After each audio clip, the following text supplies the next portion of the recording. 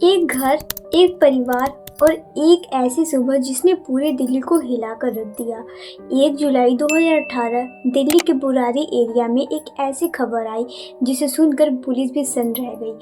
एक ही घर में 11 लोगों की लाश एक साथ एक ही तरह लटकी हुई। क्या ये मास सुसाइड था या कोई प्लान मर्डर? हेलो एवरीवन, मैं हूं अलावा गुप्ता और आप देख रहे हैं हॉरर फाइल्स।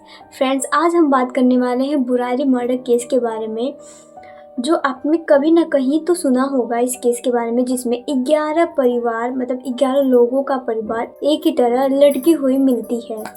ये था भाटिया फैमिली जो 20 साल से बुरारी के संत नगर एरिया में रहती थी।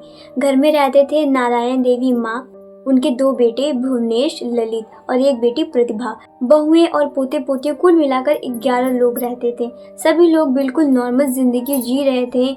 एक ग्रोसरी की शॉप चलाते थे और कुछ ट्यूशन देते थे। पड़ोसी कहते थे ये परिवार तो आइडल फैमिली था, मिलनसार, रिलीजियस और बहुत ही हेल्पफुल। लेकिन उनके अंदर चल रहा था एक ऐसा अंधेरा राज जिसके बारे में कोई सोच भी नहीं सकता था। 1 जुलाई 2018 की सुबह पड़ोसी ने देखा कि भाटिया फैमिली की ग्रोसरी की शॉप खुली नहीं है। सब लोग हैरान हुए क्योंकि वो कभी भी लेट नहीं करते थे। जब पड़ोसी ने घर का दरवाजा खोला तो उनका दिल थर थर कांप गया। ड्राइंग रूम में 11 लोग एक साथ दुपट्टे से लटके हुए थे। एक ही सर्कल में आंखें बंद थी, हाथ पीछे बंधे हुए थे और मुंह बंधे हुए थे। जैसे अगर किसी कैदी को सजा दी जाती है, उसके मुंह पे ऐसे पूरा बांध दिया जाता है, वैसे ही। और गले में उनके फंदा लटका था और वो 11 लोग एक ही तरह से पूरे लटके हुए थे। और 11वीं लाश थी नारायण देवी, जो कि अलग कमरे में जमीन पर पड़ी थी। उनका जो बेड था उसके पाँव से वो बंधी हुई थी, वो रस्सी बंधी हुई थी और वो ऐसे जमीन पे लेटी हुई थी, वो वहाँ बंधी हुई थी। पूरे घर में छाया था शांति का एक अजीब सा माहौल, जैसे सब कुछ एक रिचुअल के तहत हुआ हो। पुलिस आई, उन्होंने सीन देखा और सब सन्न रह गए। कोई स्ट्रगल के साइन नहीं थे, ना ही कोई फोर्स एंट्री। हर बॉडी एक जैसी पोजीशन में लटकी हुई थी, हाथ बंधे थे, आंखें बंद थी, मुंह कपड़े से बंधा हुआ था। सबके पास एक छोटी सी डायरी मिली जिसमें लिखे हुए रिचुअल और इंस्ट्रक्शन थे। अंतिम क्रिया के समय जैसे लटकना है वैसे ही करना, बाबा हम सबको मिलने आएंगे। यानी ये कोई नॉर्मल सुसाइड नहीं था, ये एक रिचुअलिस्टिक एक्ट था जो उन्होंने एक मोक्ष या निर्वाहन पाने के लिए किया था।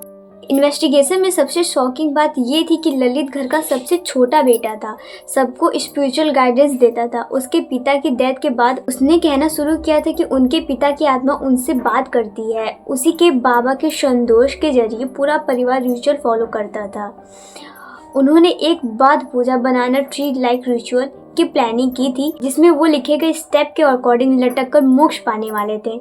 ललित को लगता था कि अगर वो क्रिया पूरी कर लेंगे तो उनके बाबा, उनके पिता उनको बचाने आएंगे, पर हुआ उसका उल्टा, सबकी जान चली गई। डायरीज में लिखा था जब रात 1 बजे लटक जाओ और बाबा आएंगे तो सबको बचाएंगे।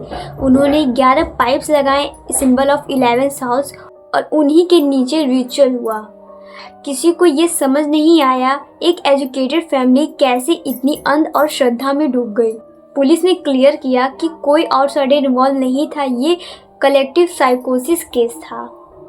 एक ऐसा मास डिल्यूशन जिसमें पूरी फैमिली एक ही ट्रेस में आकर एक साथ अपनी जान दे देती है। बुरारी केस सिर्फ एक क्राइम स्टोरी नहीं है, ये एक वार्निंग है। अंधविश्वास, मेंटल हेल्थ और ब्लाइंड फेथ कितना डेंजरस हो सकता है। एक पूरा परिवार अपने ही भरोसे और बाबा के संदेश में इतना खो गया कि सच और माया में फर्क ही भूल गया। आज भी वो घर लोगों के लिए एक रहस्य है। क्या वो आत्मा सच में आई थी या ये सब ललित के दिमाग का भ्रम था, ये कोई नहीं जानता।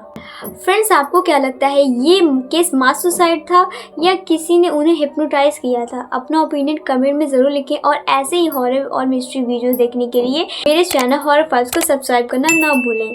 मिलते हैं ऐसे ही और एक न्यू स्टोरी के साथ, तब तक के लिए बाय बाय।